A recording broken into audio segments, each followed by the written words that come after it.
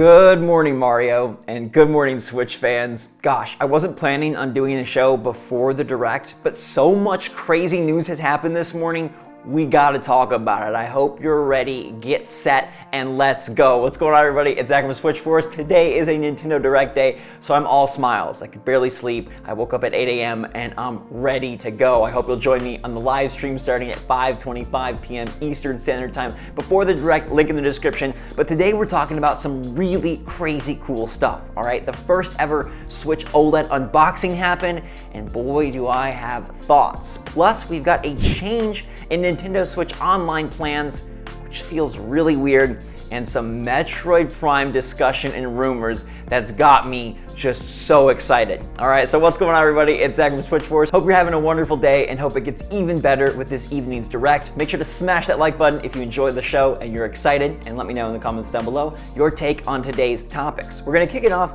with the Switch OLED, which seems like it's growing in momentum. A Japanese YouTuber got a system and unboxed it, white gloves and all, and boy, oh boy, I was surprised. Okay, he compared it to the Switch Lite, the OG Switch, and then showed off all the pieces and parts that make the Switch OLED unique.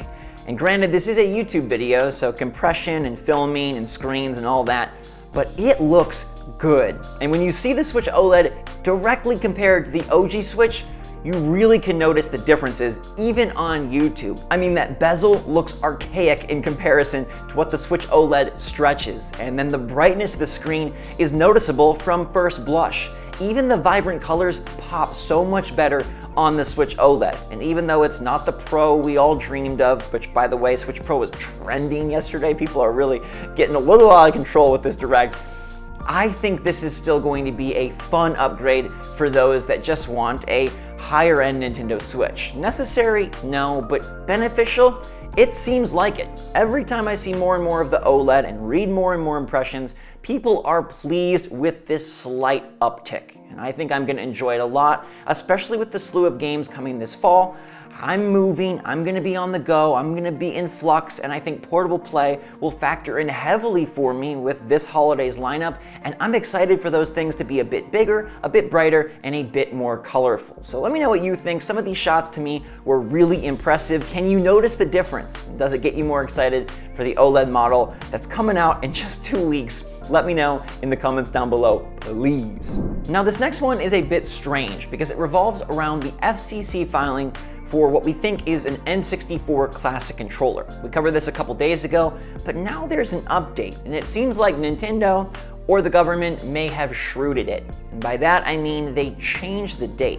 So if you recall, initially it was set to become unconfidential, disclose, revealed, open up next March. And then they quickly shifted it to September 24th, and that was what keyed us in on a Direct being inevitable and happening this week. That Direct is happening today, but now the date has mysteriously changed to October 31st, meaning this thing will become public in over a month's time. So what does that mean for you, for today, and for NSO? Well, I think there's a couple possibilities here. One is that N64 is going to be announced later, and they're saving the controller and the reveal of the system for next month. Two is that they're going to reveal N64 today, but the controller is being saved and they're gonna do some sort of special promotion where they put that thing up on the Nintendo shop or what have you. And three is that this FCC mumbo jumbo means nothing and Nintendo will do as they please. And if they choose to reveal it today, they will, and if they don't, they won't. I feel confident that Nintendo Switch Online will factor in today. I guess there's a chance that they're saving Switch Online for a separate Twitter mini presentation, but I don't see that happening. This is a 40-minute Direct showcase, and I think we surely get something on the online front. Maybe it's just Game Boy and Game Boy Color, and N64 is later, but my best instinct says they're still going to reveal N64 today, but for some reason the controller is going to creep up a bit later. Let me know what you think in the comments down below, and either way, we will find out very soon. International woman of intrigue Samus Aran is all over the place lately, and it seems like she might pop up once again in 2022. We know that Metroid Dread is out in just a few weeks, and that game is looking spiffy, if I may say so myself. Chef's kiss, if you will. Love that emoji that they added to iOS, but I also like what Emily Rogers is saying about an addition to the Metroid lineup.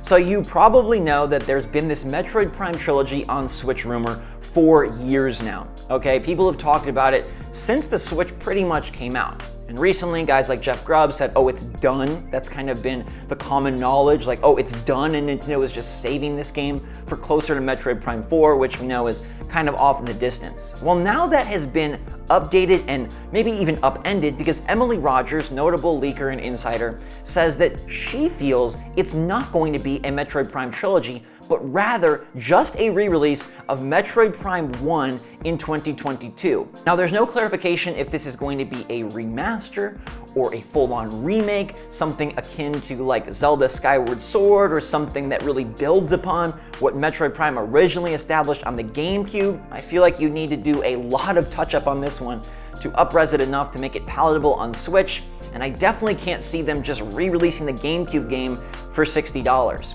But that comes into big contention because by all accounts, if Nintendo goes through with this, it would be to sell you one game for full price. Nintendo loves to get your money and they love to charge full value for everything first party, no matter when it originally released.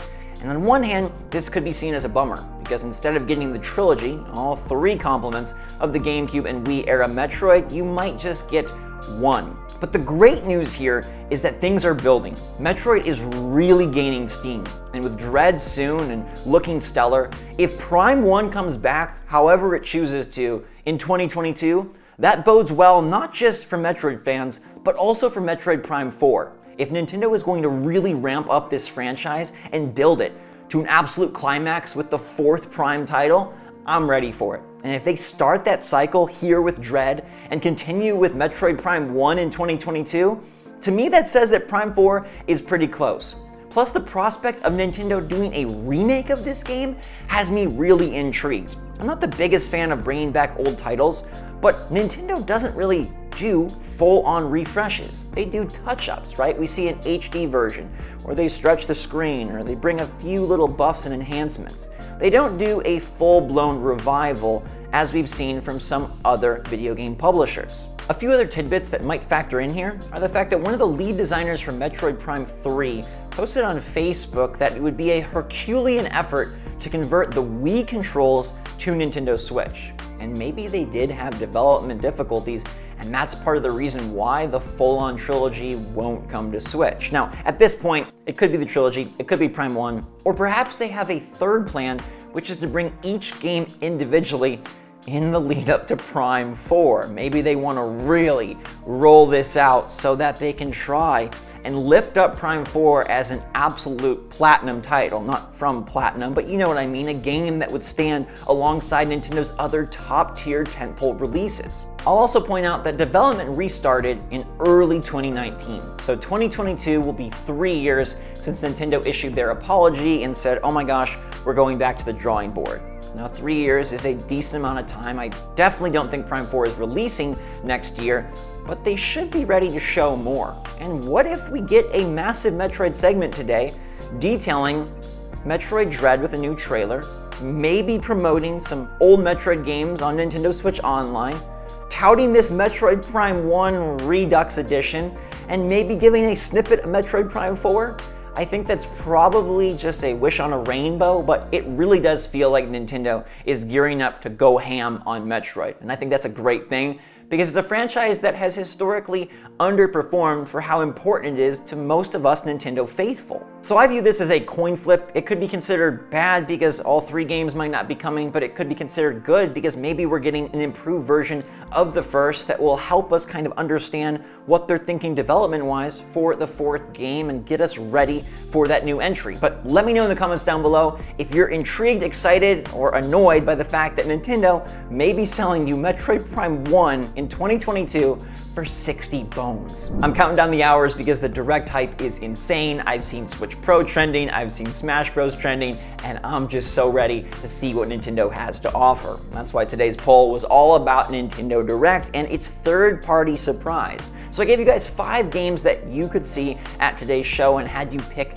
just won. And it was actually the GTA Remastered trilogy that won out big time, earning 57% of your vote as the third-party game you want most. Coming in next was my pick, Resident Evil Outrage at 17%. I'm just gaga for that franchise as of late. And then we had the Mass Effect Legendary Edition at 13%, which has been rumored before, Borderlands 3 at 9%, a continuation of 2K's awesome efforts on the platform, and Alan Wake Remastered for 5%, a game that popped up on a Brazilian ratings boards earlier this week. Hopefully at least some of your dreams for today's presentation come true. We'll be watching it together around 5:25 before the kickoff at 6 p.m. Eastern. I am so excited, and I'll give you all my thoughts during and afterwards with all the reports, all the interesting information, and everything important that you need to know. So thank you so much for watching GMM. I appreciate you being a part of our Good Morning Mario family, and I love sharing days like today with you. I'm genuinely all smiles. My face is gonna hurt by 6 p.m. because this is just,